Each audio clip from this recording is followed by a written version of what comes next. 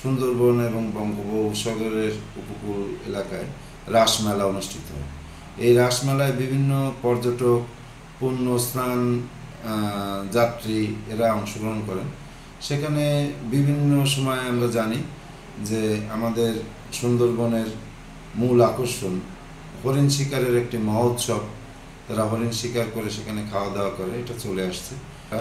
এই রাসমেলাকে কেন্দ্র করে বিভিন্ন ধরনের অভিযান, টহল এগুলো দিয়ে আসছিল।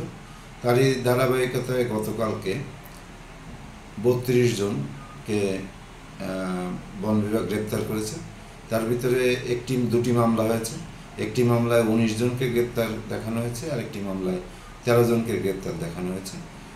১৯ জনের যে মামলাটি, সেখান থেকে ৫০০টি ফাঁদ উদ্ধার হয়েছে, এবং ১৩ জনের যে মামলাটি, সেখান থেকে ৭০০টি ফাঁদ উদ্ধার হয়েছে এই ৩২ জন আসামির নিকট থেকে। এবং বাংলাদেশ বন বিভাগ এই আসামিদেরকে বিচারের জন্য কোর্টে প্রেরণ করেছেন। বিজ্ঞ বিচারিক আদালত ম্যাজিস্ট্রেট বাহাদুর ন্যায় বিচারের সাথে তাদেরকে সিডব্লিউ মূল্য জেল আদালতে প্রেরণ করেছেন।